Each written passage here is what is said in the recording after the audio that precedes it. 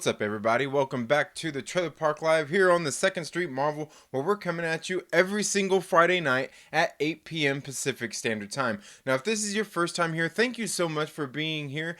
Typically, what I do is go over some of the comic books that I pulled for the week, and then I get in and interact with you all in the live chats as we just kind of talk about some of the things that have been going on throughout the week, and we're gonna do that no different, but again, if this is your first time here, please make sure you're subscribed and click that little bell so you get notifications anytime I've uploaded new content, and make sure you give this video a thumbs up. Make sure you thumbs up this video. It really helps out the algorithm and all those kinds of things, all that other fancy stuff that you hear people talking about so much, that means so much to us content creators. And believe me when I say that, it's not like most of us, when we're telling you, it helps the algorithm and all this and that, it's not us being egotistical or anything. It's that it actually does.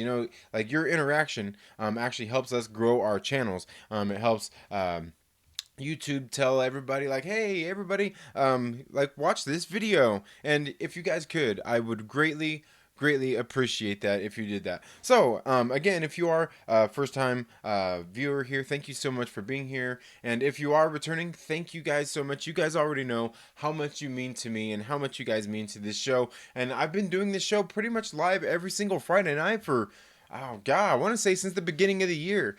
This is actually the first live stream I ever did, was the Trailer Park Live. I just kind of got on here, and I believe I was doing my comic book pull list at the time, and I just kind of just started talking about stuff.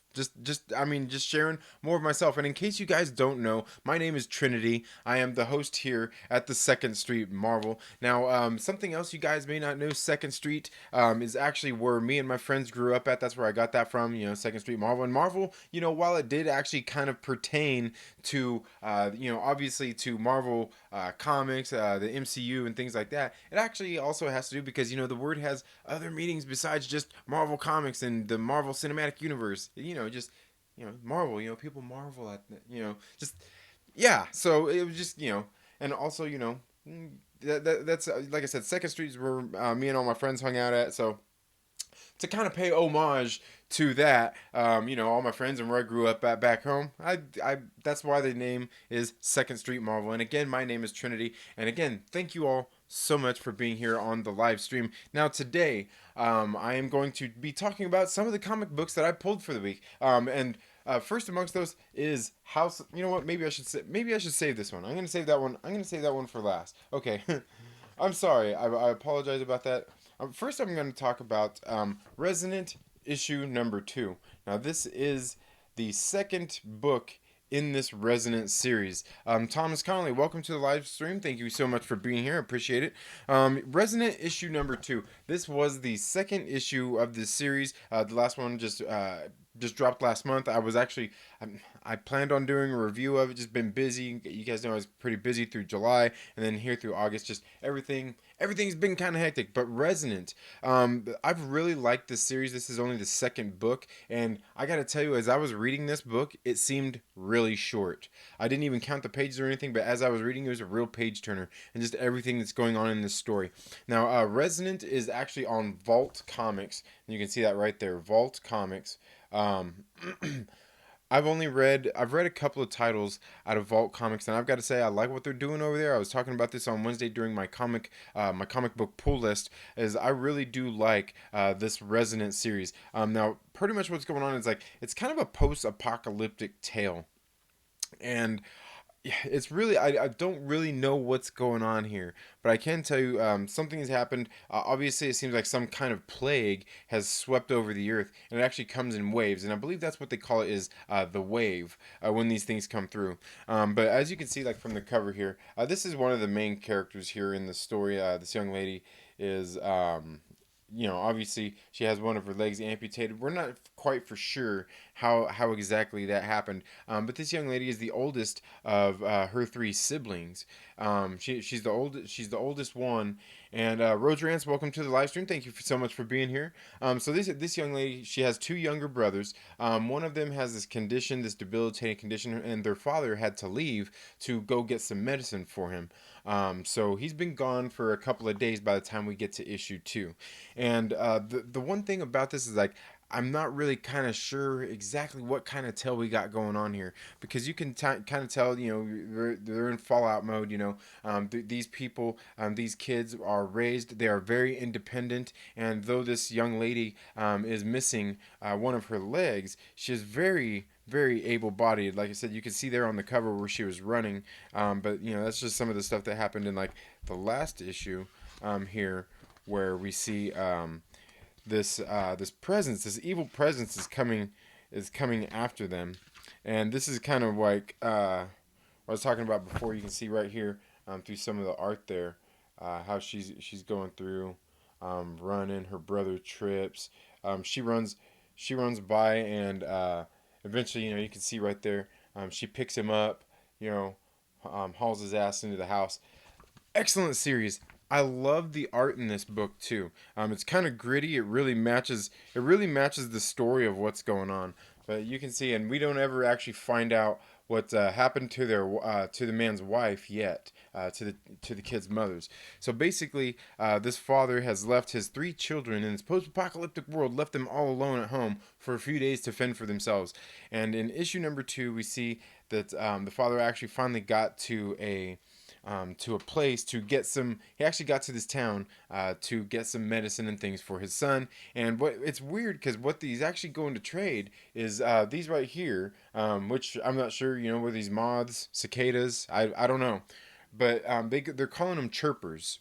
Okay, and these chirpers actually give they when they start chirping, it lets them know that there's this wave coming. And that's one thing about this book that's really nice, because it's like really horrific, is because, like I was saying, is a lot of times when it comes to, like, especially like in horror movies, a lot of times what's the scary part is not what's seen, but what's heard. You know what I mean? Like, you can hear it or you can just feel it.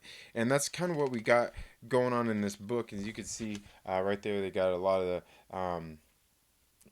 of those locusts and everything.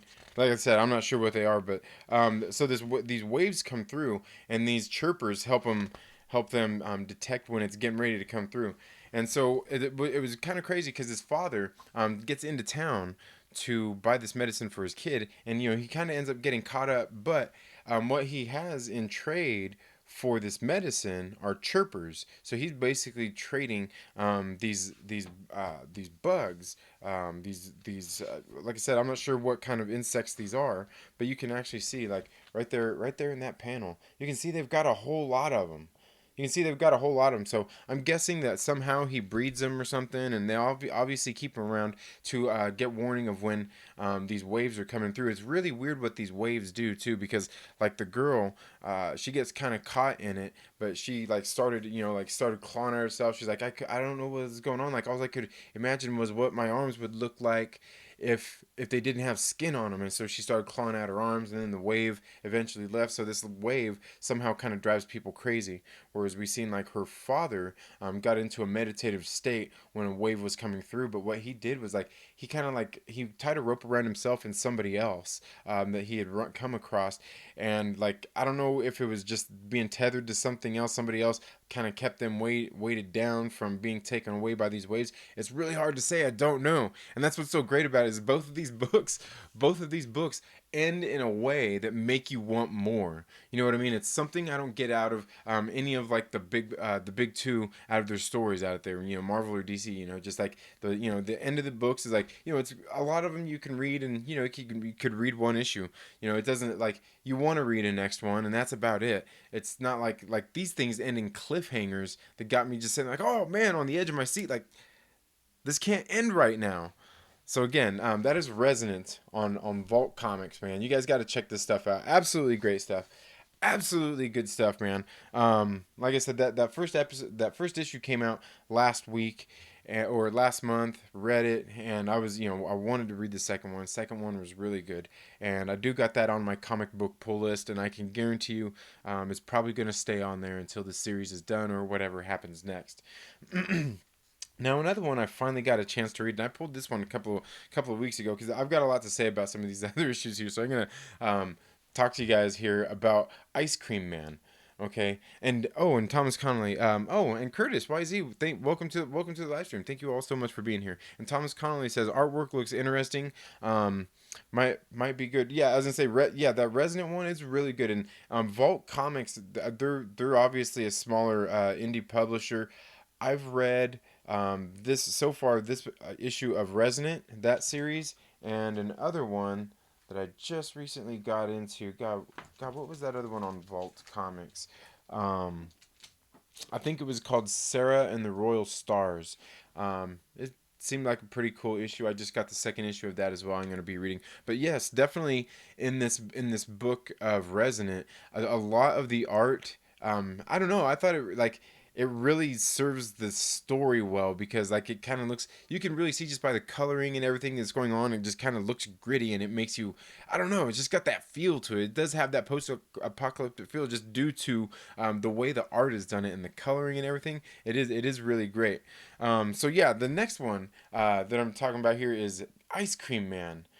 This is on Image Comics, and I gotta tell you guys, this book, I bought this at the suggestion of Comics on the Pyre, another channel here on YouTube. You guys should definitely check out. He does these really great comic book overviews.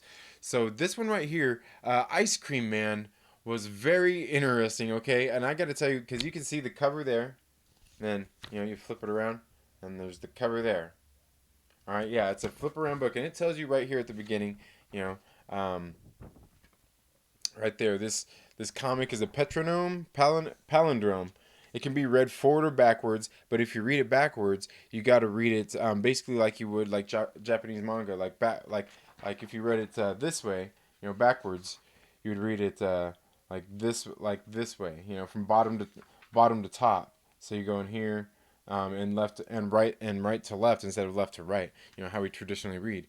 But this book was a trip. The God, what was it? Issue 14 came out this week, and I couldn't exactly. I was gonna pick it up, but I had kind of a big pull list, so I didn't pick it up. But I do want to go read the next issue because I gotta say, like, I'm not sure if this book is too much for me or if I'm just not there yet. I don't know, because it was really crazy because it's telling this story of this guy who lost his the love of his life, his lover, and yeah, it was a guy.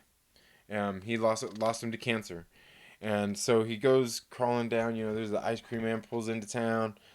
He goes crawling into this manhole and goes deep down into the underworld and meets some very unique people. Um, goes on this trip, man. Goes on this trip and goes down to there's the center panel, and man, like, bro, this book was a trip, like I was reading it, I'm like, whoa, man. Like, I don't know, dude. Like, the art in it is pretty good because like it's not too over detailed or anything, like, and to me it kind of helps set it really kind of helps set that kind of creepy weird tone to where like it's almost has no tone. You know what I mean? Like, it was, I don't know. Like, I was reading this, bro. I was like, I was tripped out. And I didn't know what to. I'm like, man, like, I'm not sure if I like this or not. I don't know if I'm prepared for all this, bro. Like, damn, it's it was pretty crazy. Ice Cream Man, tripped out story. But yeah, Comics on the Pyre. I'll see if I can find a link and put you guys put out there for you guys. But it was really crazy. Like, man, it was a trip. It was a trip. Okay, now the next one I want to talk about that came out this week is Spider-Man Life Story, issue number 6, the 2010s. Okay, now I was talking about this the other day. Is this story, Spider-Man Life Story, pretty much tells the story of Spider-Man from when he was bitten by that radioactive spider clear back in the 60s, all the way his life, the way he aged progressively up until 2019 is when this book is taking place. And it's been pretty crazy because, like, in the first book, we see there was. God, where were they going into? Was it, no, it wouldn't have been World War II, but were they in Vietnam yet? And he was thinking about enlisting into the army. He meets Steve Rogers and Captain America, who obviously signed up to go to the army and everything like that. He had a conversation with him and they were all known superheroes and everything already, and but he wasn't he was scared to enlist and go as Spider-Man and do all that because he felt like he wanted to serve, but he didn't know what to do. So, and and then it progresses on through the 70s, through the 80s, through the 90s, and it's been a really great story. Chip Zdarsky has been doing the art, the writing on it, and the penciler is Mark Bagley. But a lot of the art in this book, in particular, we actually run into Miles Morales. Miles Morales becomes is in part of Peter Parker's the Spider-Man life story, and basically what they're doing is they're going here to the space station to blow it up, to basically put an end to Doctor Doom. It was some tech that Tony Stark had left behind. And basically like these end of times kind of situations where they need something, but they're basically going to be setting off this like electromagnetic pulse kind of that's going to be shutting down a lot of Doctor Doom's machines and everything. Like man, it's a trip. But then we see that Peter Parker in here, something happens to him, and is he dead? Is he not dead? It's really hard to say. But again, I've liked this book. This is the end of the series. It was only a 6-issue miniseries, 6 issues. Chip Zdarsky, great job. Mark Bagley's been doing great on the art on it. Let me see if I can find some of these one of these great art panels in here for you. Yeah, because this one was a lot of story. And where they're sneaking on the spaceship, and who do we run into? Yeah, Craven, and he's got the Venom symbiote, and they're sitting there fighting, and there's a lot of things that really trip me out on this book because it makes me wish there was more going forward in the series, but this is the last of it because we kind of we see Miles Morales in there. He's taking over, and that's some of the other stuff too. Some people definitely may not like is Peter Parker is basically you know gone, and Mary Jane gives Miles Morales the Spider-Man outfit, his Spider-Man outfit instead of his the black one that Miles Morales wears, the black and red one. So she hands that down to him, and then we also see there's implications of another character, spider character that is around, which would be Otto Octavius. And I don't know, it was a really great story. I'm glad it left off where it did.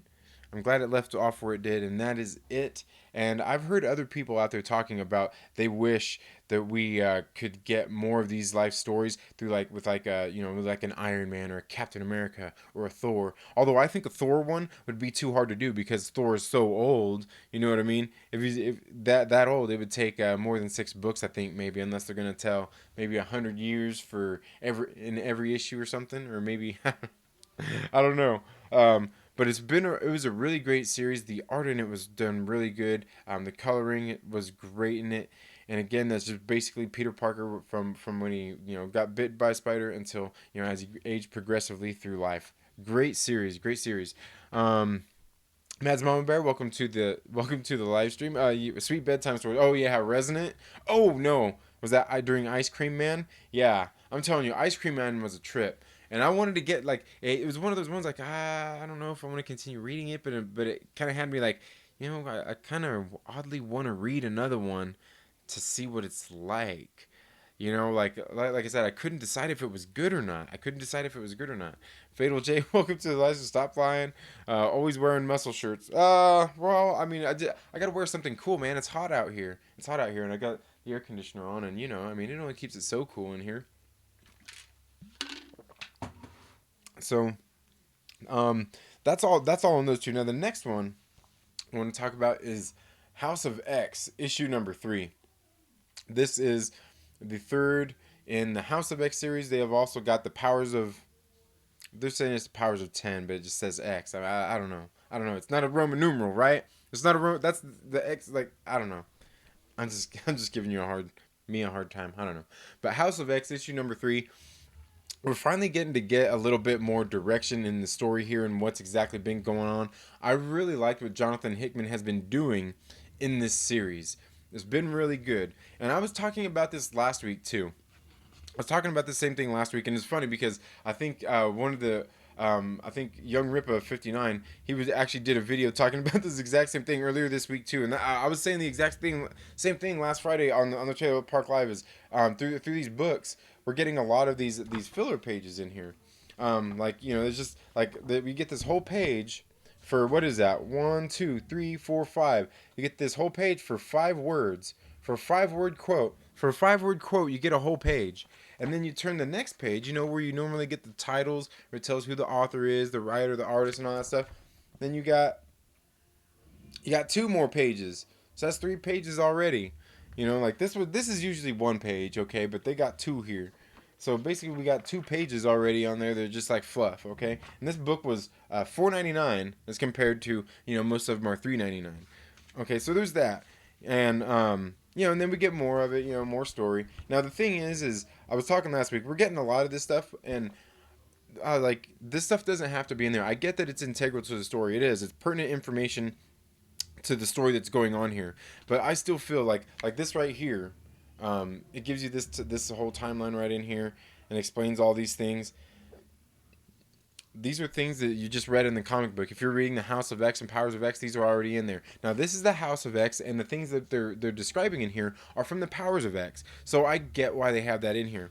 But I think most people are reading probably both of them, and I'm not saying everybody is, but at the same time, and it was something I was talking about last week, is they should just make a guide, like a guidebook, later, like a handbook afterward. I got one with Spider-Geddon. It just kind of went into more of the character stories, what they went through, and everything leading up to that point of what happened in Spider-Geddon. And they could do the same thing here instead of and then like I said, we get another page there full of with all these different things. And like I said, it's stuff that's important to the story. It is stuff that's important to the story. But like I said, and then we got another one. You got another one here. While it is stuff that's important to the story, a lot of it you still kind of get out of while you're reading the story anyway. You get and understand a lot of that context. But again, maybe that's because I'm reading House of X and Powers of X. I'm not sure if any of you guys are reading this, but to me, let me know if you are, what you think about that down in the comments below, or what you think about some of these books having these many pages in it. Like I said, it's getting pretty ridiculous, And then at the end of each one, they've been doing this, giving me a little guide on what order I need to read the books in, and like if you're reading just House of X, hopefully you just read them 1, 2, 3, 4, 5, 6. And again, we get the Krakoan alphabet right here, which actually ends up being pretty handy on some of these pages where they got some of that fluff in there. But altogether, this book has been really excellent. It's been selling out at comic book shops. Jonathan Hickman came back to write the X-Men, and what they're doing is it seems like they're like really revising X-Men history and exactly what's been going on. They're not getting rid of everything that's happened before, but what they're doing is they're taking the characters and giving this new twist to everything that's going on, because the characters that have always been there are there.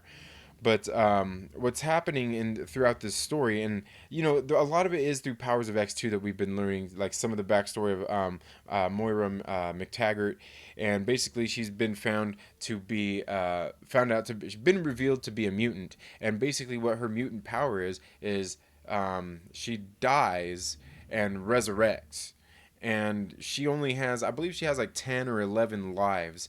And so when she found that out, like she was at her first life, she was just living a regular normal life, everything, just kind of, she just got kind of old and ended up dying.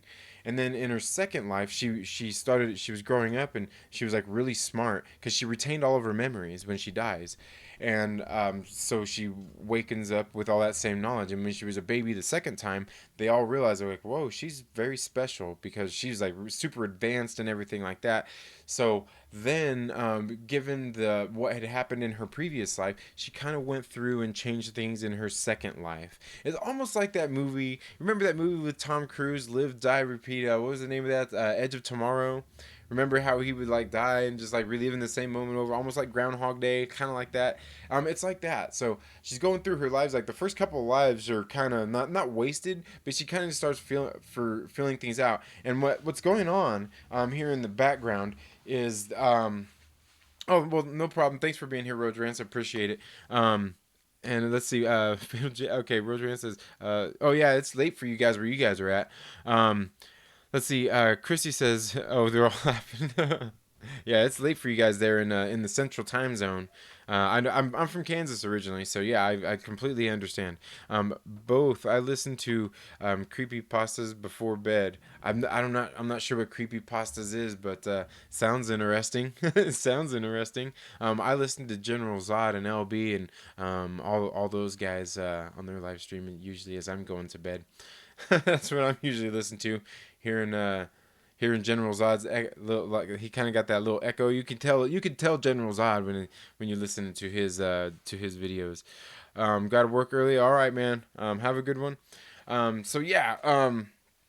So this House of X and Powers of X series has been really great. So we see, like I said, Moira McTaggart has been dying and coming back to life, and she's been. What's going on in this book is the Sentinels have Nimrod. Basically, they're changing some of his kind of background and kind of like I said, they're kind of revising some of the history and just changing things a little bit. And what's ultimately happening is that the humans once they started creating like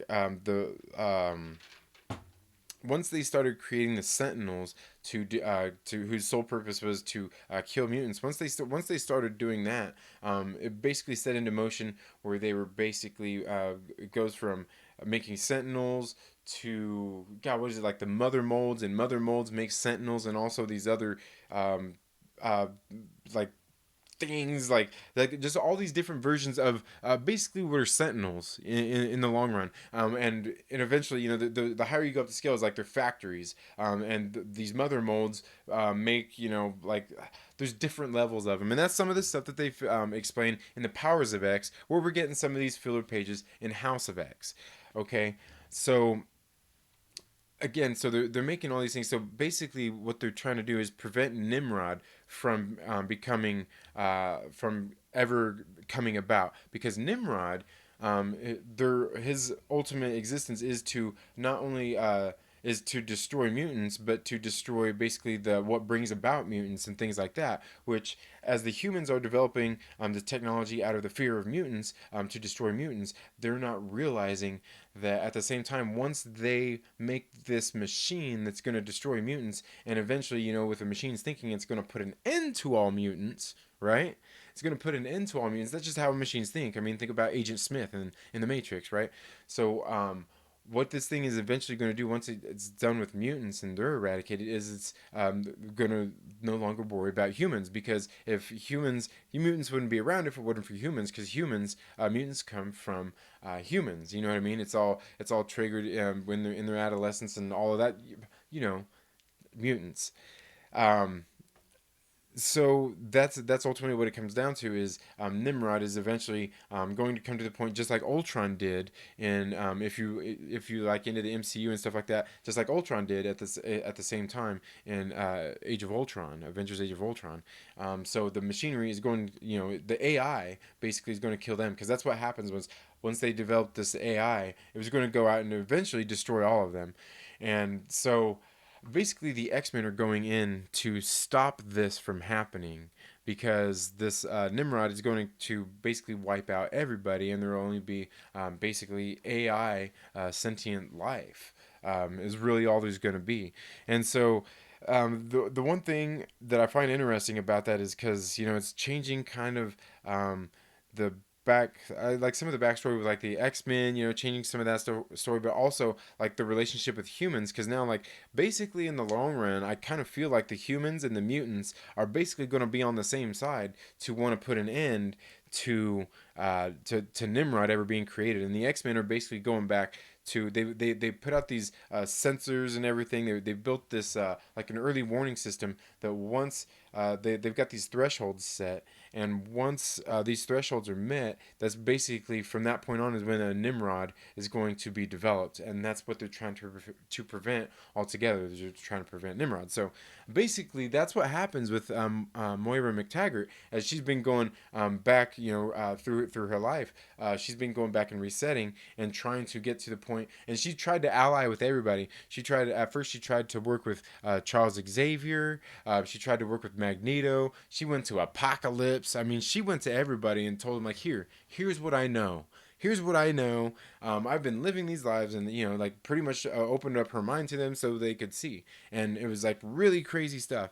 And so that's ultimately the fight that we're in now, is seeing that they're basically in a fight against this technology that's going to destroy mutants, as well as I feel like it's eventually going to be destroy all all humans as well. Now, the other thing that's been going on here in the background of all of this story while this has been going on is basically the mutants have have their own basically, I guess, like you would say, like planet, or their own like place to stay, and that's Krakoa. And they've got a way in and out of Krakoa, and the only way that humans or anybody else that's not a mutant can get there is they have to be first. It's got to be they've got to ask for permission, and then they've also obviously got to be approved to go through and be able to come to Krakoa. And but basically, what's going on is like Professor Xavier, they have like some medicine and everything that can help humans out with certain things that the humans want, and they've got this technology. But basically, um, what what Charles Xavier wants, and Magneto's all with him. They're all buddy buddy. They're all working together here, and we kind of learn all this through the story. Is they're basically want to become their own sovereign nation and be accepted into basically like be be their own nation, and so we see that they're granted that becoming basically like a sovereign nation, and in trade for this medicine and just some of these different things that they have, like some of the things that help suppress the mutant gene in humans and stuff like that. I don't know, just like some of the no, I think it was just like debilitating sicknesses. Is what it was. Some of these things that were like really easy, they had the technology, and they went ahead and did, and now that was like clear at the beginning of the story when they were doing some of the diplomatic stuff, and kind of a little bit hazy there as I was getting caught up, but it's been really interesting. So they ended up getting this their becoming accepted by recognized as a sovereign nation or whatnot, and so basically when they are there, whenever mutants come to Earth, they basically have diplomatic immunity. So what happens is they were looking for some plans. They had to go into this facility looking for some plans that eventually led to the point where the eventually led down the path where a Nimrod um, was going to happen, and that's it's just one of the things where they had to go to learn to get some of this stuff to find out what they were doing. Well, they ended up getting this stuff. Well, in the meantime, while they were going through getting this stuff, Sabretooth goes through and kills some people. He's going through court, and he's getting ready to be put in this big old super prison, and then the mutants come in and save him in the middle of court. It was a big old deal. They didn't want to let Sabretooth go, and yeah, it was crazy. Just great drama, just really great drama what's been going on here through this series. Something I definitely recommend that you guys check out the House of X. I'm wondering where it's going to go after this. I'm just not really for sure. Where's it going?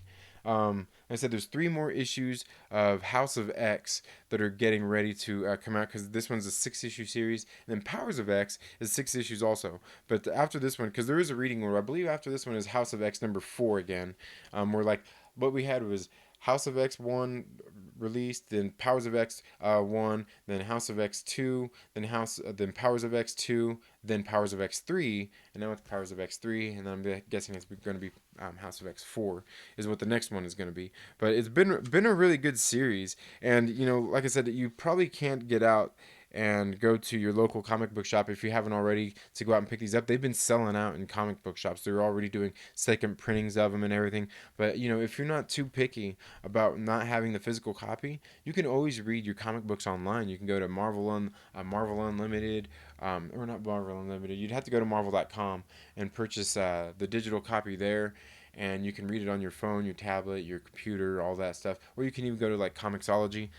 Definitely been a great series. Definitely been a great series so far. I've never really been super big into the X-Men comic books. I mean, I've read them here and there, and I've always kind of liked it, but like this series, the way it's kicking off has been really great. And of course, obviously, it makes me want to go back and read even more of the older comic books. The older X-Men ones, like the Days of Future Past, just some of those different ones, and yeah, all those like some of those different old classical arcs. And that's really all I got for the new books that I got for the week. But yeah, excellent stuff going on over there. Like I said, there's been a few, as bad as as bad as a lot of people make it seem out there in the YouTube world or just online about Marvel and DC, about how bad things are. I gotta tell you guys, you know what? It's not that bad, as bad as sometimes that some people make it seem, and it's sometimes that we even myself may make it seem. It's really not that bad. There are some good stories still being told out there. Like I said, I think this new series Jonathan Hickman's been working on, basically kind of rebooting in a way the X-Men characters, has been absolutely great. I've really liked it. And yeah, I think it's something you guys should definitely check out. And again, that Spider-Man life story, it's really been good. It's a shame it's coming to an end. I believe Symbiote Spider-Man just ended as well. I think it was only 5 issues. I'll have to double check on that, but I just got issue 5. God, was that last week? And I've still got to get that issue read as well. But yeah, man, I'm telling you, like I said, and even with DC, I know there's been some other books out there recently that have been published. The one I've been reading is DC's Deceased, and I actually still got to get through this one. But this is it right here. Basically, it's like they're zombies. It's like DC's like zombies and everything, and it's been a pretty good series so far. And who's writing this is Tom Taylor. Tom Taylor actually is the same guy that's been writing the Friendly Neighborhood Spider-Man series, and he's been doing an excellent job there. It seems like with the Friendly Neighborhood Spider-Man, he's doing a really good job. Just like with the character, nailing the character of Peter Parker. Knowing the character of Peter Parker and who that character is. Marty McFly Sr., welcome to the live stream. And Christy, I seen you in here a minute ago. Welcome to the live stream. If you're still here, thank you so much for being here. I don't believe I've ever seen you here. Thank you for being here. So yeah, that's all I have of the new comic books that I wanted to talk about today. Now, in case you guys don't already know, in case, and I didn't even announce this at the beginning of the show, but as soon as I hit 500 subscribers here on the channel, I'm going to be doing a giveaway. I'm just going to tell you guys right now, to get entered into this giveaway, you got to be subscribed here to the channel, and you got to comment on this video or any of my videos from when I hit 400 subscribers all the way until I hit 500 subscribers. But all you got to do is leave a comment and be subscribed. I'm giving away a copy of Alita Battle Angel. Yeah, that's right. Alita Battle Angel. I finally got a chance to watch this movie. I put it off for so long. Finally got a chance to watch it. And you know what? I got to tell you. I got to tell you that some of the people out there I heard talking about this movie, even people that liked it, said, "Oh, it's a okay movie. Like there's some things about it that could be better. And I'm watching this movie, and I was talking about this the other day on my morning movie chat. I'm like, what movie? What? Like, and I want to hit myself for not seeing this at the movie theater, because this movie is fucking great. I love this movie. I should have never doubted for 1 second that Robert Rodriguez wasn't going to deliver us a good movie of this caliber of a movie. Now, is there some things in it that could be improved? Yeah, sure. Some of the CG and some of the certain parts could be a little bit better, but altogether, for what this movie was absolutely great. And the thing I was talking about this, what I should have known, is, for one, it's cyberpunk, and I've come to the conclusion that if it's cyberpunk, I just need to watch it. I need to get my eyes on it. I need to take it in, because I absolutely love this freaking movie. This movie was great. We were sitting there watching this movie, and my kids got into it. They were sitting there watching it, and after they first go and play, what's it called? Murder ball? No, murder ball is the one with the guys in the wheelchairs. Yeah. Anyway, the second she seen that, she went and dunked on that fool. Like, my dog was like, "Oh, like, I want to be a leader for Halloween." I don't know. I was just kind of laughing, but yeah, this movie was really great. The cast in it was awesome. I mean, just the story was good, and again, maybe that's something else. Somebody else out there could easily criticize, and it's not like it's a bad thing, but like it's a somewhat original story, but it still follows a lot of cyberpunk tropes. You're in a dystopian type future.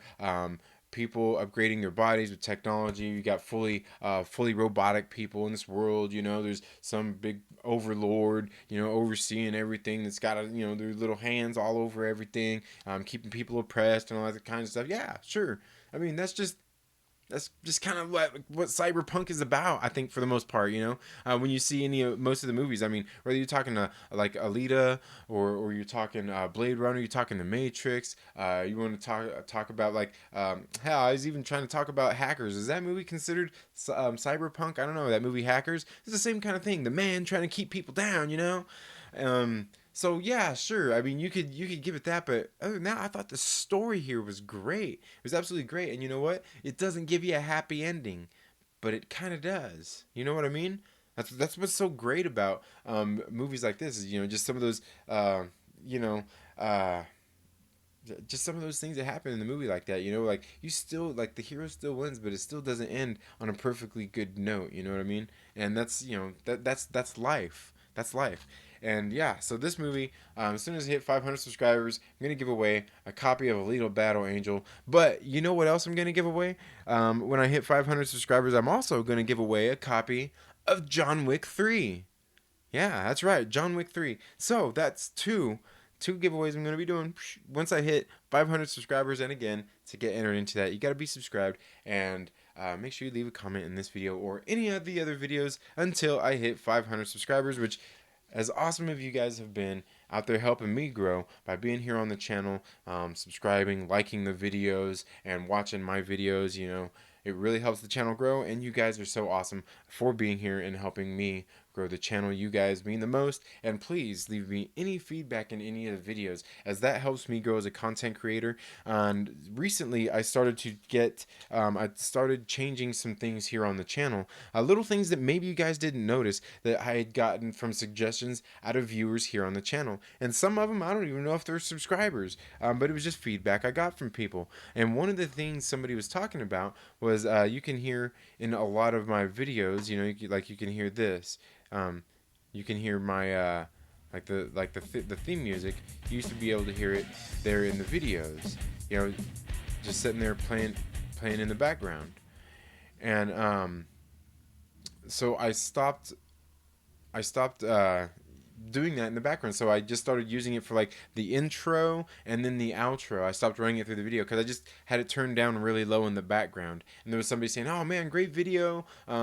Just they really complimented a lot of the video. They said, but if I could say, like, the music is a little bit distracting. So I went ahead and took that into account, and I started only using it through the intro of my videos, and then it starts to cut off as I go on, and then it kicks back in towards the end of the video, so it's not playing the whole time. Just something small that I took from from some of my viewers. And like I said, I don't even know if this person was a subscriber, because some people have their stuff set to private, so you never know if they're subscribed or not. But so basically, I went ahead and I started doing that. And then another thing that somebody had suggested was, me, like, I don't know, like me, I'm the kind of guy, like, I'm full of energy and a lot of that kind of stuff, and I move around and I talk a lot, and sometimes I talk too fast and all that stuff. And I had one of my viewers here, do the same thing. Gave me some feedback. Said, "Look, your videos are really great. You got everything's pretty on point, but like sometimes just like slow it down a little, like slow it down a little bit. Like, we're already here watching your videos. There's no need to go fast. You don't have to go fast. Slow it down." So basically, what I did for that, because like I said, for me, I like to keep the energy up. Maybe it's just at times I need to find times when to keep the energy up and times not to. And like, I feel like right here when I'm doing a live stream, I think I should be, because I think that's something, keeping it live is what I need to do here on a live stream, and I could be wrong there. Maybe I do need to calm it down sometimes. But what I did take into account was that feedback and slowing down, because I realized through some of my comic book previews, I believe, like, maybe those ones I do need to sit down and relax. And I know the only way for me to not move around so much, because you can see I talk with my hands a lot. The only way for me to not move around so much and all that stuff is for me to sit down and calm down. So you'll see in some of my comic book previews that I've been doing now, I've been doing them setting down. So I'm going to try to work on some of those, and see how that works. And please give me any feedback on those if you go back and watch any of my recent comic book pull lists compared to my, or comic book preview or reviews compared to my old comic book reviews. Give me any feedback that you have on those.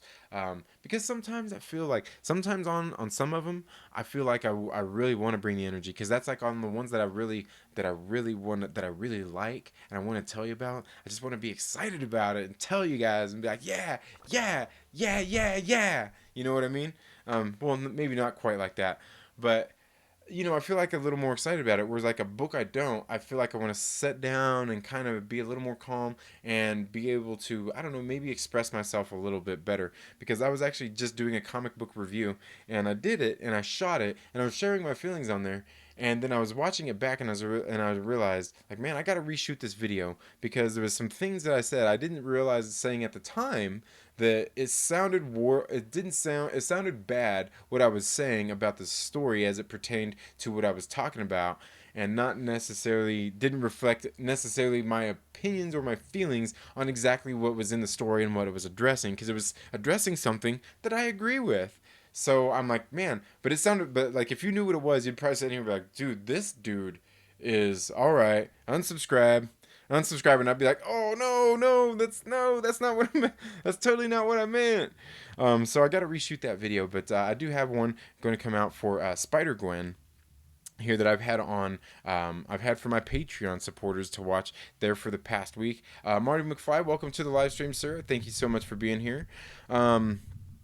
Christy says, I really like that movie. Alita Battle Angel. Yes, that movie was really excellent. Really excellent. And I should have known, because, the one thing, like, I got turned away from it just because, like, the second and third trailers, the closer it got, I was just kind of like, man, it's, like, I don't know, some of the featurettes and stuff I seen, I just kind of started turning me away. I'm like, man, it's almost like they're trying too hard. I don't know, like, I didn't know how to feel about it. But then, so I didn't see it at the theater, and then I finally got it, watched it. I'm like, dude, I love this freaking movie, man.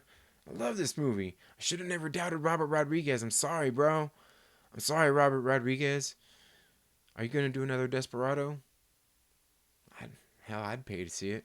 Um, Christy says, have you reached out to other creators who talk about comics? I've reached out to a couple, and I want to get some other people here onto the channel anyway. And not only for about comics, but I'm actually looking for other people who are interested in movies. Like, if you know any, like, movie reviewers out there who would like to do some collaborations, because what I'm looking for is I started doing these morning movie chats every week, throughout the week, Monday through Friday, doing this morning movie chats, talking about movies, just talking about, whatever movies, just whatever comes to my mind. You know what I mean? I shoot from the hip a lot. I don't really script things out. I don't really plan things. I just wake up in the morning. I'm like, well, crap. What am I going to talk about today? Well, I guess we're going to talk about this. Sometimes I just turn on the microphone and go.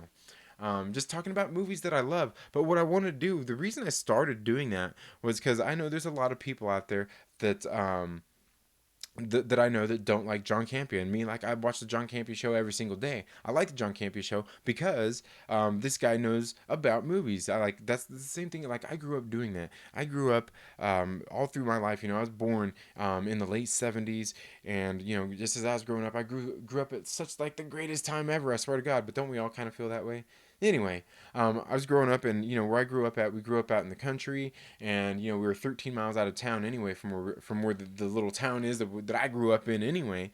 And we had satellite TV the whole time I was growing up, so we got to watch all these TV shows, movies. We had Cinemax, HBO, all these different things. We had the descrambler chip, the descrambler chip, and got to watch all these different movies we had. Dude, I remember watching MTV, like, clear back, like, when that stuff came out. I remember watching that MTV when they used to play music. So yeah, I mean, I was really big into that kind of stuff, and that's kind of what got me here. But I'm looking for other people to come on, and I want to probably rotate some people till I can find somebody that works out, so I can do a show, and get my show formatted and similar to how the John Campea show does his show, because somebody else that has the kind of movie knowledge and the love for the movies the same as I do, that has the same passion as I do, somebody that can maybe somebody even more passionate that can help me that can help make a better show. And not only would I be promoting them, but they'd be promoting me, because chances are it's probably somebody that's a bigger channel than I am. I'm a small channel. I'm a nobody. But that's something I definitely I want to do for my morning movie chat. There is bring on a guest, somebody to talk about that. And I've actually got a friend. I wish he had all this stuff and had the time to be able to do those with me every day, because he would be a great person. My friend Steve would be a great person to come on the show and talk a lot about the movies and stuff. And you see it on occasion. I've brought in my friend Richard, where we've done some of the live streams together. We've done a couple Trailer Park lives together, and just some other ones. We did one on God, it was on April 1st Eve, I guess. We did a live stream there, talking about a lot of stuff. My friend Richard, and he's really into movies and stuff too. But again, we're all busy. We all got schedules and stuff like that. And that's the hard thing, is that's why I want to try to find somebody else that I can get along with good. We can have a good banter together, and then we can shoot in the stuff, and we get to talk about movies and the movies that we love and things like that. And like some of the technical aspects and a lot of those just different nerdy kind of things. And that's what I want to do with those morning movie chats. And so far I think I've been okay, been doing okay on those live streams by myself. But again, the reason I started doing them is, for one, I want to build my audience in that kind of aspect, because I love movies in the first place. And plus two, I know not everybody likes watching the John Campea show like I do. And no, I'm not going through just talking about the same old things that they do on the Campea show neither. I don't just like take what he's talking about that day or talked about the day before or anything and just talk about it. Like if it's like the relevant news, like the Spider-Man Sony deal with Disney and all that stuff, yeah, sure, I'm going to talk about it. It's huge news. And what else am I going to talk about when there's that was such huge news and stuff like that. But mostly I want to just talk about my love of films, and and that's really about it. So I'm looking for people like that. Christy says, yes, please check out Extreme Movie Show. Okay, I'll do that. They've just finished top 10 movies from the 80s, and also talk about action movies like Chuck Norris, Bruce Lee, Jean-Claude Van Damme. Awesome. Okay. Yeah, I'll check them out. Yeah, like I said, because I want to bring, just like I said, some other guests on here and do that with. And in case you guys don't already know, I'm actually part of a panel. I'm a guest on somebody else's show. If you guys don't know Drunk 3PO, you guys should definitely go check out Drunk 3PO's channel. Every Tuesday at 8 p.m. Eastern Standard Time, which is 5 p.m. West Pacific Standard Time, where I'm at over here on the West Coast. He put together this panel called "Some Black Guys and a Drunk," and for some reason, something he'd done, like the stars aligned for Drunk 3PO that day. Jay over there, man, he put together just like the awesomest panel of content creators, and we come together every Tuesday and do this live stream just talking about different things that are happening in the news, different topics that we discuss on there, and we all have different feelings about it, and we all express them differently. We all, like I said, we all have different opinions about it, and you can go on there and see. It's a great show because, for one, you never see any of us like yelling at each other or nothing like that, stepping all over each other, while we're trying to talk or anything like that. It's just like some great conversations. And then what else is so great in there is the same thing that's great about any live show is you guys, the viewers. The viewers on that show are so awesome. They help, obviously they help give us energy. They help bring questions and help keep the conversation open. And that's one thing that's really great what Drunk 3PO has done over there with that particular stream is you just like we can see how people just the way everybody's interacting in there. It's just so much different than a lot of the other live streams that I see out there. And that's a lot of that is partially due to the people that he has brought together for us to do that show. And it's been absolutely great. I'm very honored to be a part of that show there on Drunk 3PO's stream. But yes, definitely I want to get, and I need to do some more live streams and get some more of my brothers there from some Black Guys and a Drunk here on my channel to bring some of that for you guys. And a lot of you guys probably know some of those guys out there, like Abu Nas, Demogeny, Lord Callus. All these guys make great videos too. Eon, actually, Demogeny, he should be doing a live stream Saturday morning. He typically does a live stream every single Saturday morning, so you guys should make sure you check that out. And like I said, Abu Nas, he doesn't have a regular uploading schedule as of now. He's a busy man, but he does occasionally get on, do some live streams, and he obviously drops some fire raps, some freestyles. You guys should definitely check that out. but he's does some videos. Fatal J is actually really great as well. He's been doing a lot of great videos talking about some of the news that's been going on out there. He is the king of the clickbait, and you should definitely check him out. Funny dude. I've been following that guy for a while. He's a big supporter here of the channel as well. He's normally here in the, oh, he was, yeah, he was, I'm not sure if he's still here, but yeah, he was here earlier. Fatal J, definitely. And LB from the Lonely Banter, you guys should definitely check out his channel. Get just these dudes are all great, man, all great guys. LB does a lot of videos talking about some of the news and things going on out there in the world. Does these Florida man videos that are really great. I've seen people out there copying him, man. I see people out there copying your Florida man videos, LB. It's not right, bro. It's not right. Are they giving you credit for that? Because they should be. Again, you guys should check out Lord Callus. Lord Callus is absolutely great, and I got to tell you, of all these content creators, he's one of those dudes that I feel like me and him, like we really think alike on a lot of topics when it comes to certain things. Like we just kind of, yeah, just like the kind of way we see things. Like I'm sure we don't agree on everything, but just kind of our view and the outlook of it is like, huh, like all right, like I don't know. But this dude, man, love this dude to death, Lord Callus. He's absolutely badass. You guys should definitely go check out his channel. Again, that's Lord Callus. And you can find these all on my subscriptions there. I'm not sure if they'll show up in the description here. I know they were on some of my descriptions that I had on there before. Some of these things, they just kind of get changed up, or sometimes, you use the same stream. And anyway. Um, but he does a lot of videos talking about Star Wars and the extended universe and just some of the other things. Like he's done a couple of reactions to like the Star Wars trailers and things that have been coming out. But he's also done some great videos talking about, like, with how some of the people have been, there are some people out there dissatisfied with The Last Jedi and some of that divide. And he's actually been talking about some of the things that he thought was wrong with it, and ways that they could actually move forward using even the story that they've got going on without having to go back and trample over some of the canon that they've already set forth or anything like that. Like he's just coming up with these great videos, absolutely great stuff. And I'm telling you, Lord Callus, good videos. He does videos about the EU as well, the Star Wars EU. I'm telling you, he's got some good stuff. He does these ranker reports that are really good. Definitely go check out his stuff. Obviously, like I was saying, you got to check out Drunk 3PO. Does a lot of videos talking about Star Wars and things like that. He's been recently doing some videos about Star Wars Galaxy's Edge. They finally got that open up there in Florida, and he went a couple of weeks ago, and I know he did a video about that. And recently, he was there with LB from the Lonely Banter. They were recently there again at Galaxy's Edge to check that out. LB got a video, and I still haven't watched your video, LB. Not all of it. I got about the first 10 minutes of it watched, but I got to watch more of it. But he did a video going through their Galaxy's Edge. I actually did a walkthrough myself, maybe at the beginning of this month, the beginning of August. I did a walkthrough as well. But I did mine at nighttime. I'm not sure how good the video came out. I didn't ever actually go back and watch it, but I kind of went and did a walkthrough there also. Christy says, you have some black guys in a drawing. Yeah, man, great show, man. I'm telling you, it's a great stream over there. And who else? Did I miss anybody there from that lineup? Talked about Fatal, talked about Drunk, talked about LB, talked about Demogeny, and like I said, his stream will be coming up tomorrow morning. Go check him out. Talked about Abu. Oh man, Abu Nas. Talked about Lord Callus, man. I think that's about it. That's been the regulars there on the panel, man. And great dudes, man. Great dudes. It's always a good time. Christy says Fatal is funny as hell. Oh, Tommy, what's up, man? Thank you for being here.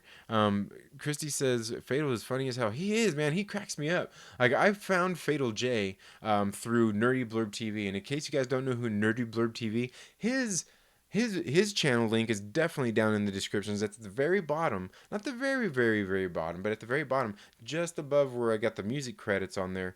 Nerdy Blurb TV, Ryan over there at Nerdy Blurb TV. Actually, he's the person who does my intro that I have here on the channel. Let me see if I'll show you that. This right here. He's the one who did this. This whole intro right there. He did that. He put that together to me. He sent it to me, and like, dude, I'm just sitting there like, dude, like. Awesome, man. Bro, this dude's so awesome.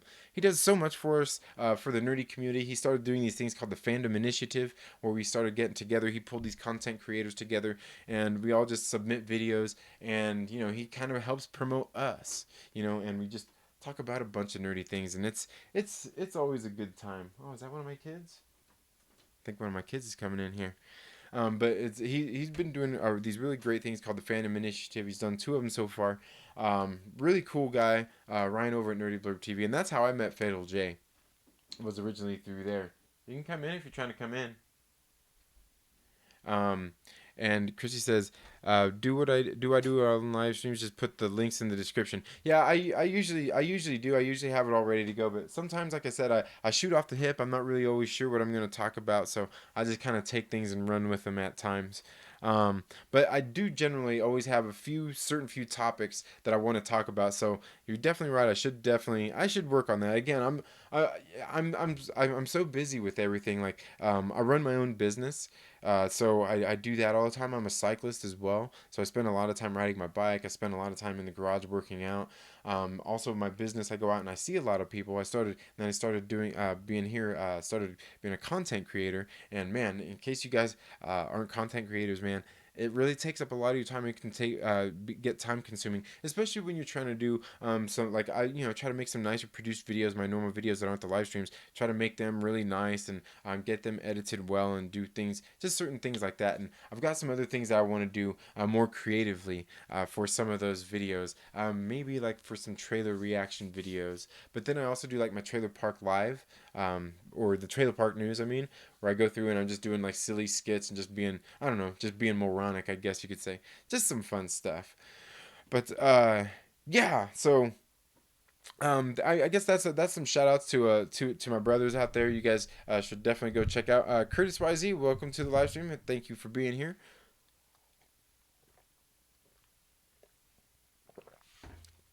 Okay, again, like I was saying, some of those books that I've been reading have been really great. I'm gonna go ahead and get into some more comics for today.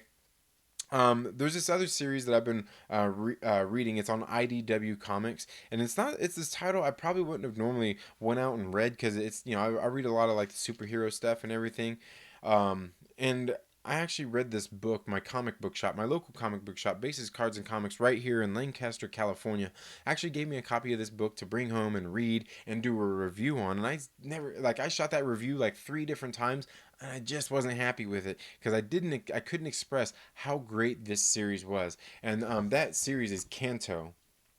And this is Kanto issue number 1. Now, this is the reprint. This is the second printing of this book. And as you can see right there, Kanto is this little guy. Kind of looks like you can see kind of looks like a medieval kind of guy. But this book actually takes place in a post-apocalyptic type of world as well. But what I like about this book is it's kind of got that medieval feel to it. And you get like, see right here how you see there's a lot of writing. But look at some of the art in there. A lot of the art in this particular book really tells a story, because I'll tell you more about that in issue 2. But basically what we find out here is these people have been enslaved and they're being made to go out and like basically they're chopping down wood and everything. You see them chopping down forest to feed the furnace, and this furnace is basically what keeps the world alive.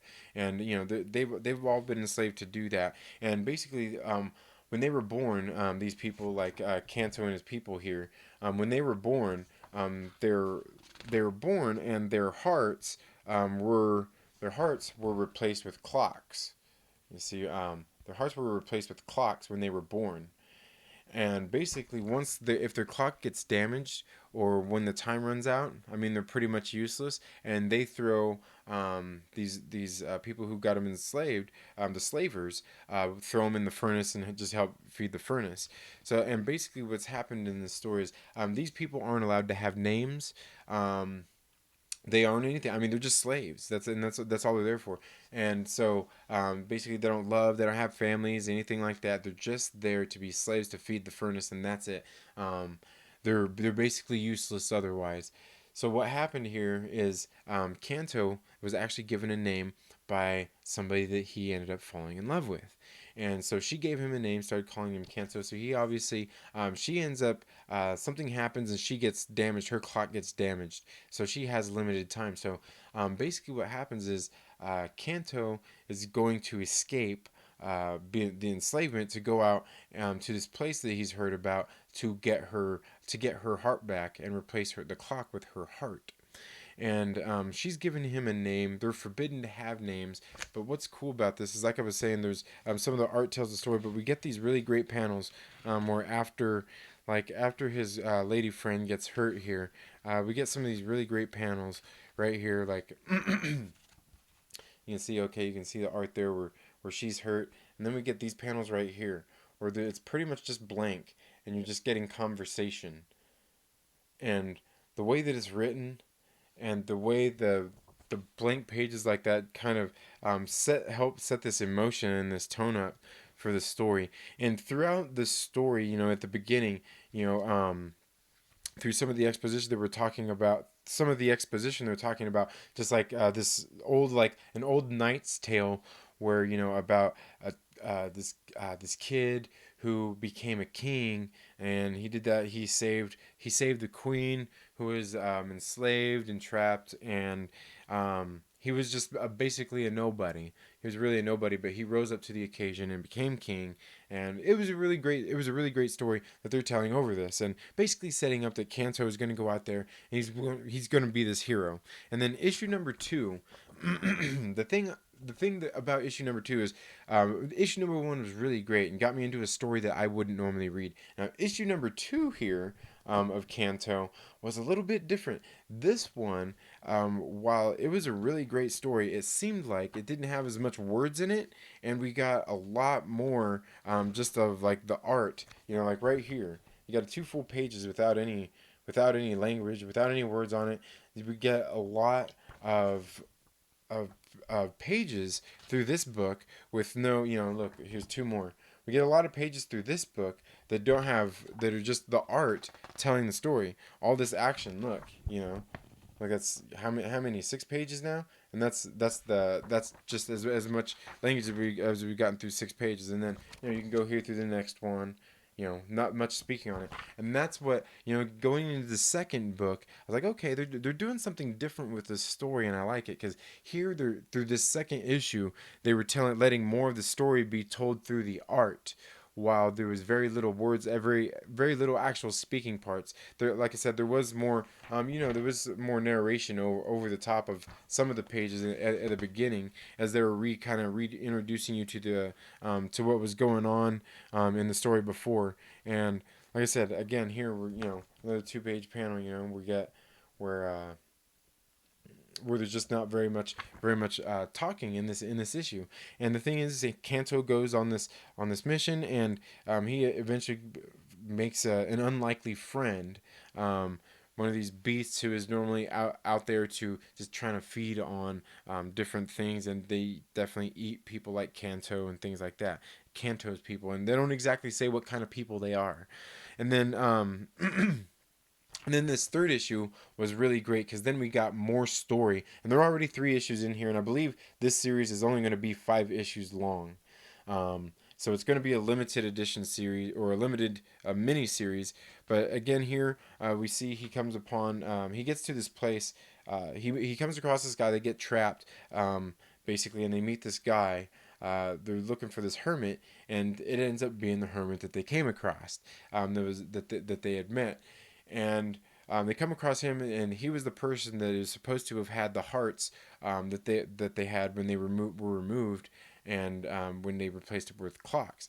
And he gets there, and he's telling Kanto a lot more about their backstory because they don't really know anything. They're not allowed to read. They're not allowed to have books. They're not allowed to tell their history, the history of the people, and so their history is pretty much lost. And that's what this guy that they're meeting here is telling him. And he goes on and tells him, like, basically, because like this guy that he's there was actually, his people are the slavers who are keeping Kanto's peoples enslaved. And he tells him about, like, basically our people are enslaved by this guy, the guy in the cloak, who is keeps my people enslaved. But basically, to not be slaves themselves, they have to get you to do the work. So basically, they're still enslaved themselves. They're just more privileged, I guess you could say, is what he's saying. And he basically tells Kanto where he needs to go to find the answers, to get the hearts for his for his people, to replace their clocks with their hearts. And again, we can see a lot of the things kind of going on in the story. It's somewhat an allegory to, would you say, like the Wizard of Oz, and things like that. We've got Kanto going on this great journey to help out his friends and his loved ones and basically free his people. And in the meantime, you can see that he's obviously going to be freeing more than just his people, but even the people who are the slavers themselves as well in the process. So again, I've really liked the series, and again, it's not something I would have normally gotten into, but you can see some more of the art here in this book. It's really sharp art, really beautiful looking, and again, it's kind of like some fantasy wizardry kind of stuff. Great series. Like I said, issue one really did the job of and did the perfect job of what issue one is supposed to do. It sucked me into the story, got me invested in these characters, and got me really wanting to see the outcome of that story. Absolutely great stuff. Absolutely great stuff.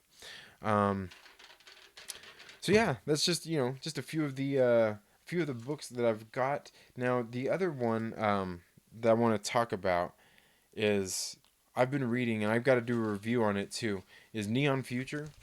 Neon Future is an absolutely great book. I love this book so much. Okay, Neon Future basically it's a cyberpunk tale. So again, it follows all the same cyberpunk tropes like I was talking about, like Alita Battle Angel follows, like Blade Runner, like all these cyberpunk tales. Similar type of stuff. This actually Neon Future takes place in a dystopian type future, 30 years in the future, and it takes place like in our real world. We see that they are set in Los Angeles, but this guy right here on the cover, Clay Campbell, basically was killed. In the first issue, he was killed and he was brought back to life, and his body was upgraded with this advanced technology you can see right there in his head. Kita Sovi, who is the leader of Neon Future, which is basically an underground resistance of these people who have chosen to upgrade their bodies with advanced technology, as advanced technology has basically been outlawed in the world because they had this advanced technology and it pretty much put everybody out of work. It took over people's jobs. You kind of get it, right? McDonald's, what they're doing at McDonald's. Um, Basically, it put a lot of people out of work, and people were upgrading their bodies. So, like obviously, if you can do more work, you're gonna get. If you can work harder, be more reliable, and you can get more work done, obviously you're more reliable than a regular human being who has no upgrade. So basically, what happened is throughout the world it became a problem, and in the United States they enacted this Article 10, which was known as the Return, right? It was Article 10 known as MAGA, right? No, I'm just kidding. It was Article 10 known as the Return. And basically, what that did was it outlawed advanced technology. But people were still allowed to have their bodies upgraded with advanced technology, but it was regulated by the government. So they could really only have stuff that was, kind of helped them out a little bit. It wasn't anything that was basically harmful to humanity, I guess you could say. And so basically what we can see is the communities are segregated. There are areas of towns and things like that, or certain cities where people with advanced technology cannot go. These people are called authentics, and these authentics Ryan Ken, welcome to the live stream. He says, I'm on a stream right now, but I love you, bro, and your tank tops. Oh, thank you. Thank you very much. Thank you. And so yeah, so the communities are segregated with between the, like I said, the authentics who have chosen not to upgrade their body with advanced technology, and they have a slang term for them too. They're called Quakers. And so they got segregated communities where they basic people who have advanced technology can't go. So Clay Campbell was his life was saved. He was upgraded with some of this illegal advanced technology. Now there are some other people out there who are part of the resistance, who are people who upgrade their bodies with this advanced technology that aren't part of Neon Future. See, and this is where things get a little more complicated. And I'm sure we're going to learn in some of the future issues. Is there's these other faction of people, the underground resistance called the Loop, that is led by the Sinister Gecko, and she basically they're similar to like Professor X and Magneto, where like Kita Sovi is more like Professor Xavier, where he wants to see humans, authentics, and God, I can't even remember what they're calling them now. the authentics and the people who have upgraded their bodies with the advanced technology, he wants to see them all integrated into society together to just get along. Where Gecko, the leader of the Loop, wants to dominate because she feels like they should be dominating over the humans because hey, they got the advanced technology, and humanity should be basically at their feet doing what they say. I mean, we should be doing what they say. So she's the more radical one. But we can see like Clay Campbell was the guy. He basically used to be he was the head of this TV show. He was like the star of this TV show, but he was part of this group called the Counterterrorism Guard, which is basically the United States like FBI kind of that would go through and regulate people who had this advanced technology in their bodies. So they were basically out trying to bring down Neon Future and trying to bring down the Loop. So we see that Clay Campbell used to be part of there. Like he was basically the poster child of the CTG, and he was the host of the show called The Return, where they were basically going out almost like cops, but they were hunting down these people with the advanced technology. And if the people with advanced technology ran, you know what they did? They killed them. So ratings were soaring. Like I said, he was the poster child for the CTG, and he got killed, and his life was saved by Kita Sovi, upgraded him with this technology. And obviously, he didn't like this idea. He didn't want the technology. He was basically an authentic for a reason. They have their prejudices against the people who upgraded their bodies. So he didn't want to be any part of it. He goes home to see his mother. He just wants to be home, meet her. She lives in like the Hollywood Hills or something like that. And so he goes there to visit her, only to find out that she doesn't want anything to have to do with him. As a matter of fact, she calls God, I already forget his name. Major Easy, which Major Easy was Clay Campbell's partner and was basically like a father figure to him growing up as well. And Major Easy, he was basically his partner in the CTG. So she calls Major Easy to come over and get Clay. Because he's there to take him in because he's got this illegal technology in his hand now. So he gets there to her house to take him in. Obviously, he runs and he goes to Major Easy goes to take the shot, but he misses because that was his friend, right? Well, we see that Clay ends up getting saved by D, who's actually she's part of Neon Future. He gets saved by her D. She comes in to save him while he's basically got caught up with his friend, getting ready to take him to jail and actually kill him. He was ready to kill his ass. So she goes in to save him, takes him to Neon Future, and at this point Clay ends up having to deal with his life now. He didn't want this advanced technology in his head, but he's stuck with it. It saved his life, and so he's back at Neon Future, and you could see through the course of things he eventually kind of starts to give in. He starts training and getting to know this advanced technology in his head because it's actually saved his life a couple of times up to issue 3, and so he starts to finally train and give into it. Starts learning how to use this technology. He eventually finds another girl that a girl that he is in love with. He ends up falling in love with somebody in this story, and let's see it's but like I said, he reluctantly gives in and starts training, and then what happens is one of his friends, his father gets murdered, and one of his friends actually gets held captive as well. So they go in to save him. His father gets murdered, and then like a whole string of things unleash. And in the meantime, there was somebody who had actually went. I guess you could say went against Neon Future and everyone else and started working with the CTG and started selling people out. And so the CTG started cracking down on Neon Future and the Loop, and so they basically had to go in and fight the CTG, and the CTG actually ended up getting somebody who knew a lot about like the advanced robotics and programming and all those kinds of things, because Kita Sovi was actually the head of Neon Future. He was actually like one of the dudes who was like the top guys in all the stuff. Like nobody's really gonna. He's like one of the top programmers. And the CTG didn't really have that, and they actually have somebody on the inside now who was helping take care of, like, head of their security, was helping taking care of things. So a lot of them got caught up in this framework, and so they ended up getting caught up. They went in, they saved their friends, and then it seems as if, we get to the end of this issue 6, and it seems as if one of our main characters is dead, and we find out that, are they really though? Do we know? And that's why I say it gets into those same kind of movies like The Matrix. You see at the end, like is Neo still out there? He's there to fight the system. It's one of those kinds of things. But and it reminds me a lot of that. And again, it is a cyberpunk tale. So again, Neon Future, and the Neon Future is actually on Impact Theory Comics. Now, in case you guys don't know who Impact Theory here is, I was talking about them before, but that's the cover right there.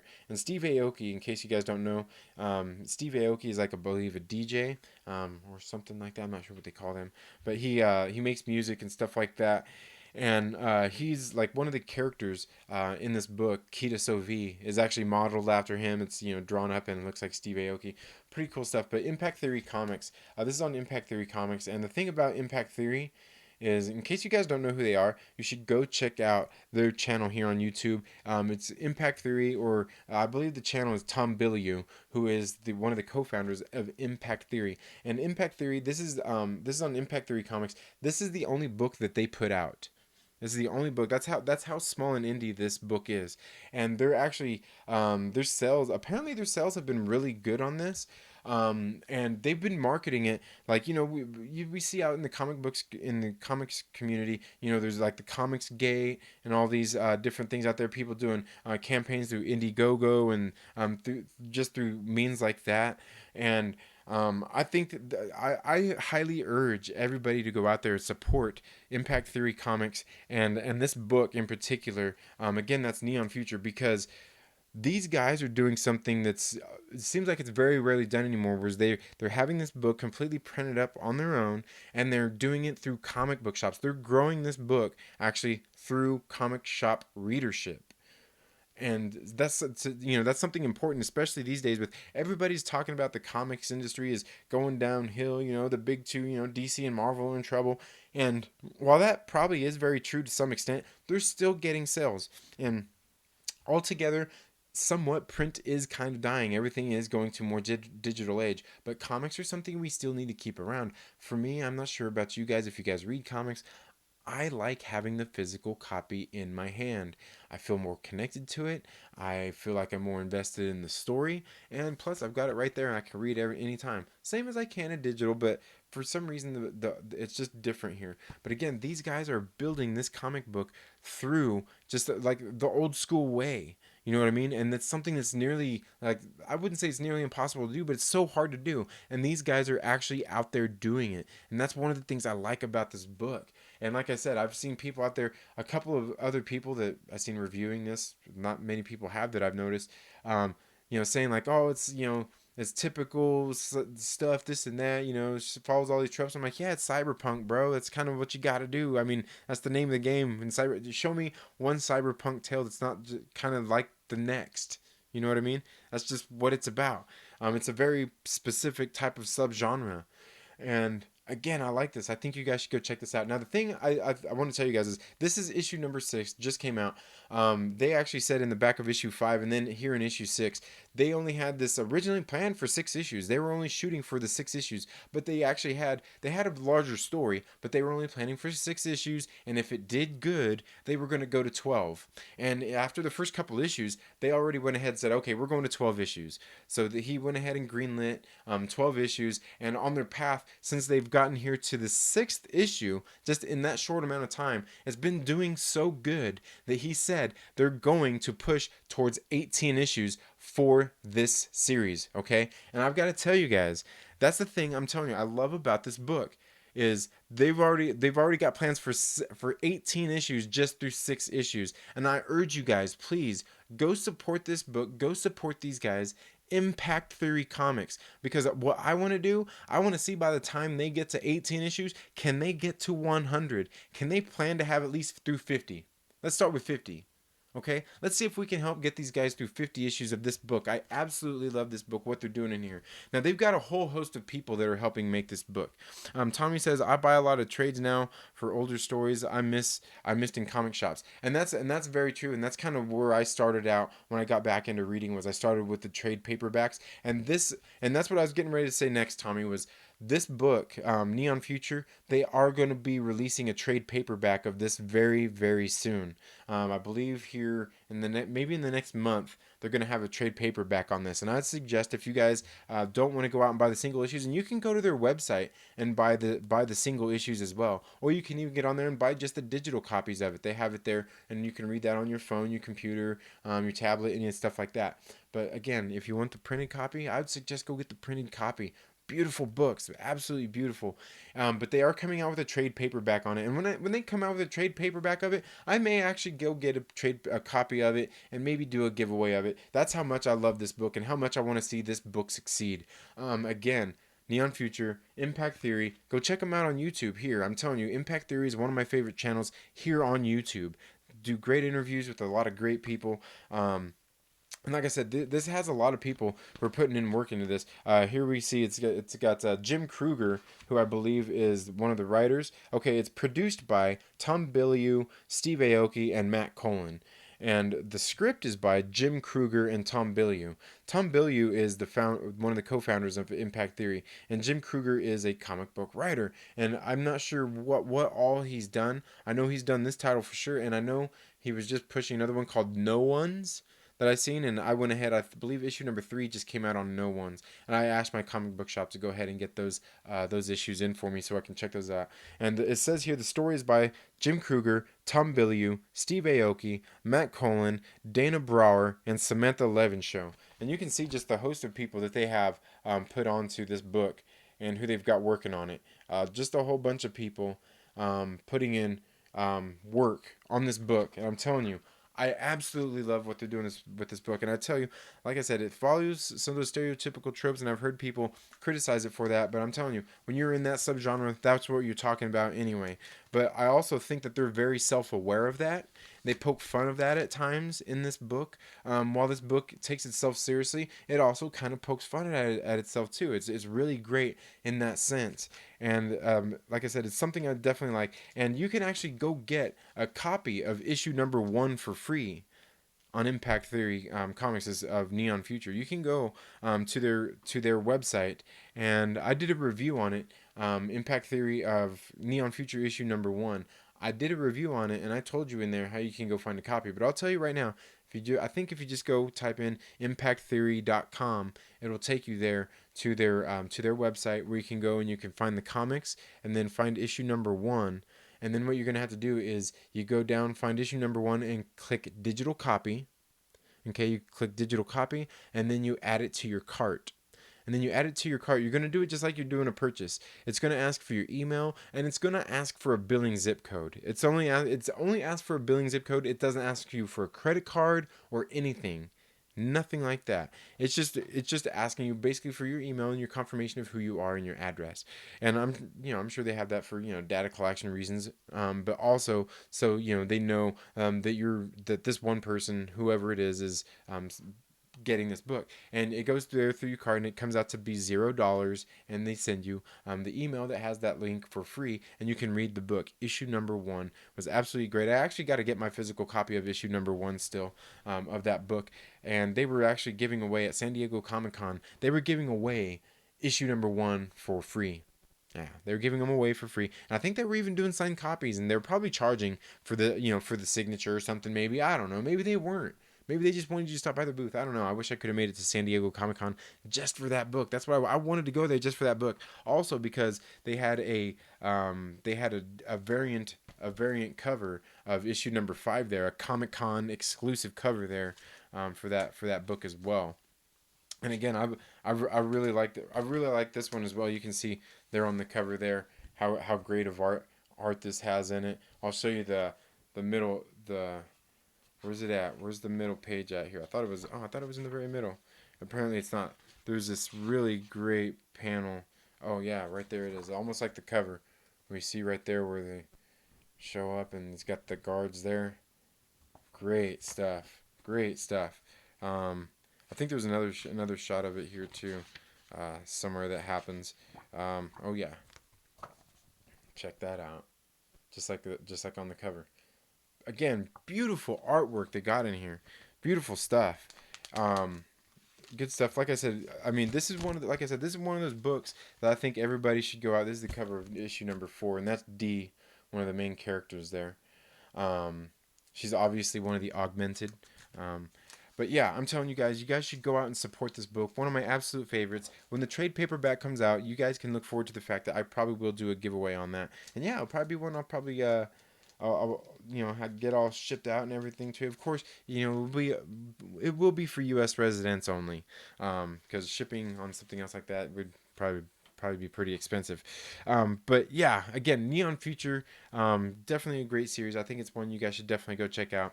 And yeah, and yeah, I guess really tonight that's what I was talking about. Like a lot of comic books. I noticed I haven't really been talking a lot about comic books a whole lot lately. Like some of my live in any of my live streams or anything. And I want to get some other comic book YouTubers to get here on the channel and talk with me about some of these things. I actually just recently reached out to somebody to see if they want to come on my channel to start talking about the House of X and Powers of X series, how that's been going, which I was talking about earlier here on the stream.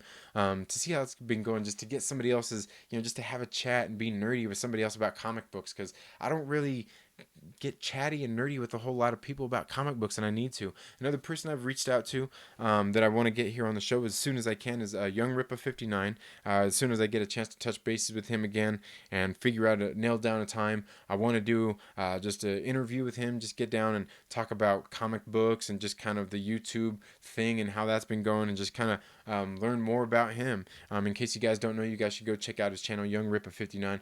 I'm sure if you're on my channel, you've probably heard of him. Absolutely great stuff.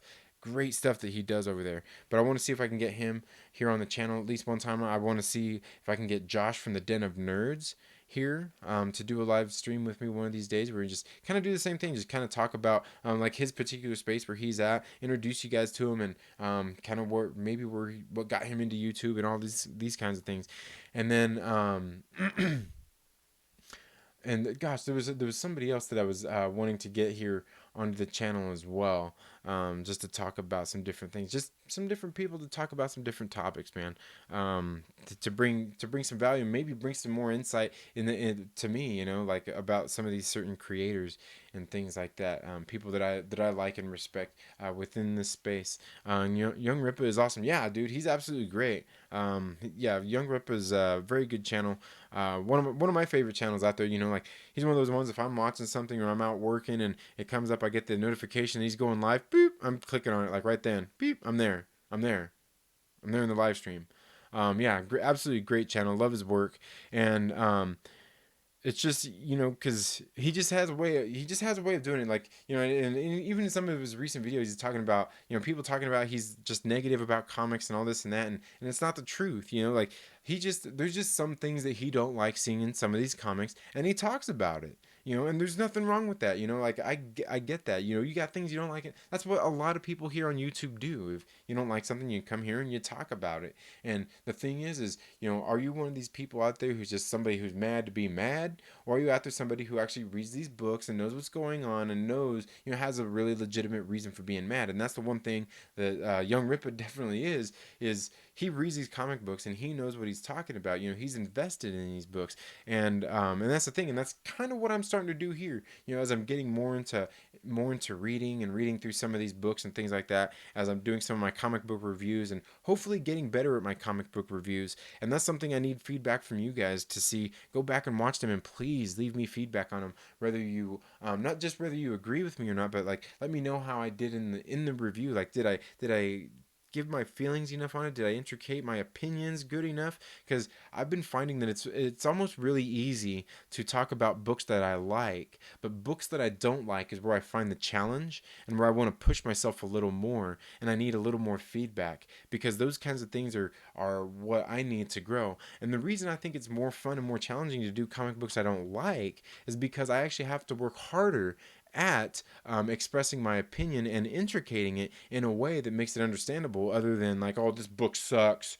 Here's why. It's because it doesn't have it's the aside from things like the tokenized characters, but like this isn't just like a regular white superhero guy. Like no, like it's not like that for me. Like I don't mind reading some of these books. Like I got I've got the Ghost Spider poster up over here on my wall. Like the Spider Gwen stuff. I've actually liked most of the stuff I've read. Now you guys got to see my review that I'm getting ready to drop tomorrow for Spider or for the Ghost Spider series that just started. You guys might want to check that out tomorrow morning.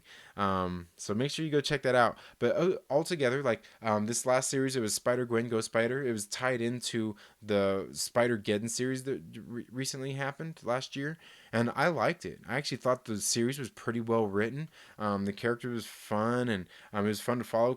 And the thing is because we know it's like a tokenized version of Peter Parker, but that's what I liked about it too, because she was just a down to earth girl, going to school, going through struggles in her life, trying to come to terms with her powers and different things like that.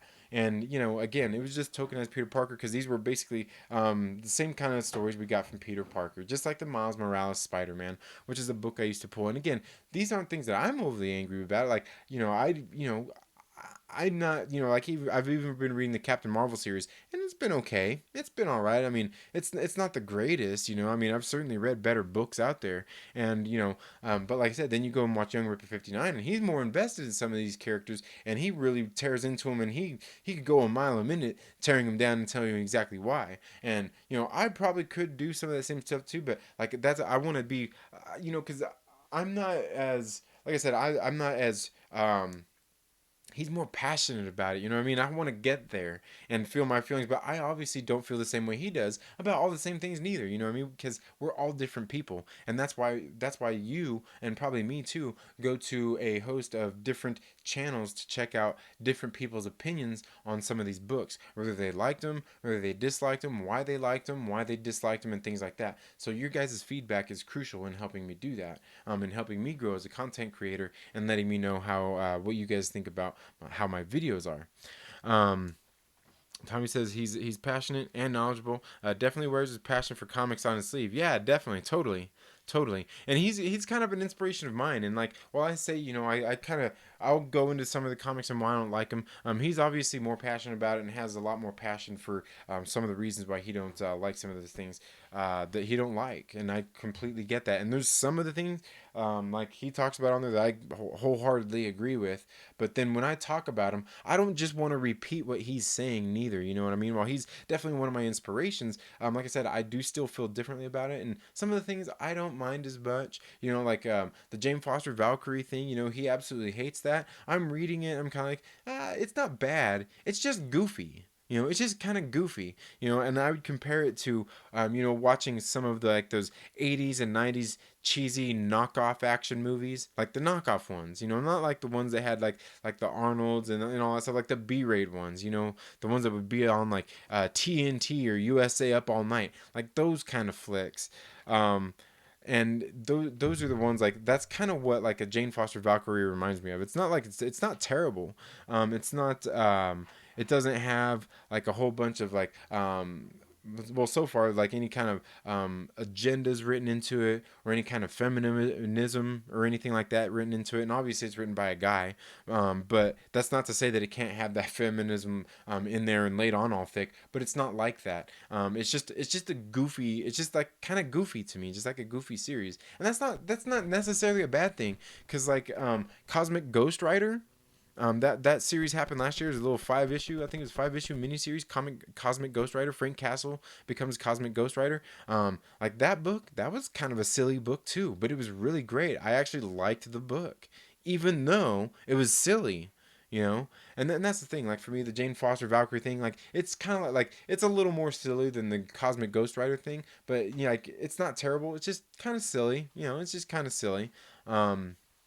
And they did set up the character in ways through the War of the Realms event that just recently happened. And for me, maybe I need to go back and read the event all as one now, because some of the tie-ins really messed that event up for me. But altogether, I thought like the event itself, it seemed a little lackluster to me in some aspects. Just in its scope, it seemed like it was supposed to be this big engulfing thing, but at the same time, it didn't really seem like it was. Even though we did lose a lot of people. I mean, basically all of Thor's people are gone. There's only like all the Valkyrie died and all that stuff, and that's how Jane Foster ended up becoming Valkyrie. So again, like I said, it's not anything I hate. It's just silly. It's just silly to me. So like when you see my videos about it, they're different. They'll be different than his. Um, yeah, and that's just kind of and I released my video of Valkyrie issue number 1, and some people shared their feelings on it too, and on mine. And like I said, to me, it wasn't bad. It's not a terrible series. It's just silly. It just seems silly. I mean, it just seems a little bit silly. And like I said, it's not bad or anything. It's not written bad.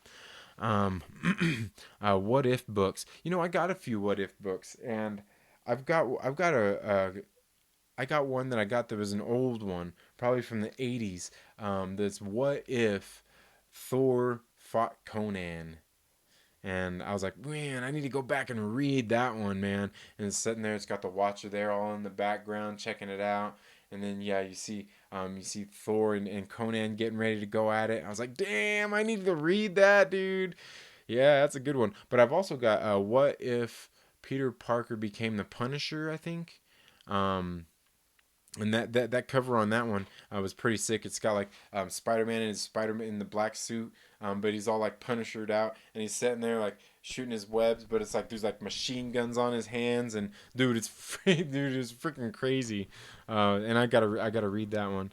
I think that would be a good analogy for She-Thor. Oh, which um, oh, what, Goofy?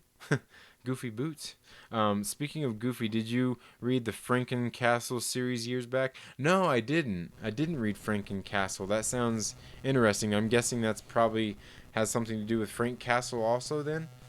Um, yeah, because the Cosmic Ghost Rider, it was pretty silly. It was a pretty silly series, but it was good. It was good. And the reason I read that was because I started reading Guardians of the Galaxy, and some of the stuff from there kind of tied into that, I guess. And I was like, okay, so I stopped reading that, and I went back and read that, and then, so I could get caught up in reading that. But yeah, I don't know. Like I said, I was talking about Neon Future. You guys should go check that out. But yeah, and yeah, obviously, yeah, like I said, I do. Anytime you guys see any of my comic book reviews, please leave me any feedback on those, because that's what I need to grow as a content creator, and I need really good constructive criticism when it comes to those too. And you can feel free to troll me in them too. It's all right. I can take a good jabbing. I can take a good jabbing.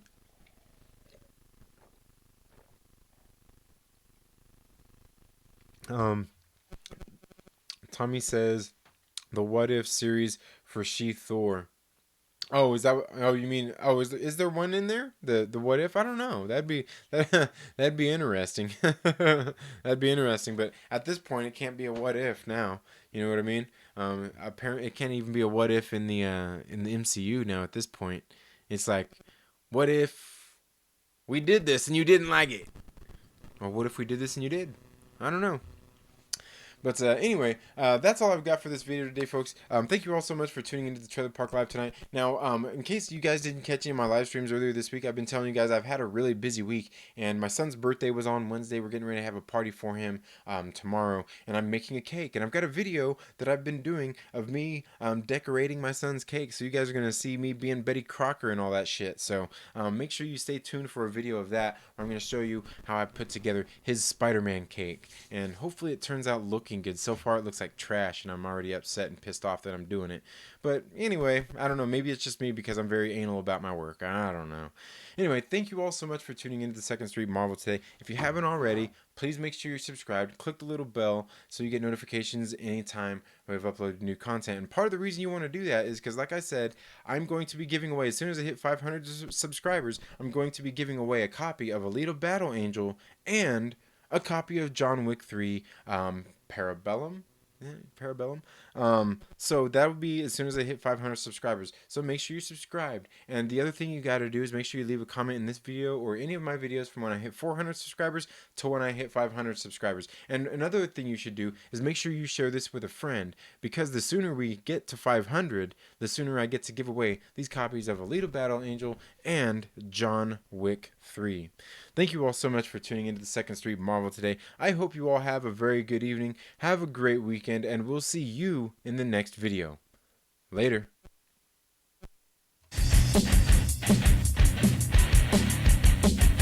Oh, Perf-minded, I see that you popped in there at the last minute. What's up, man? I hope you're having a good evening. Again, I hope you're all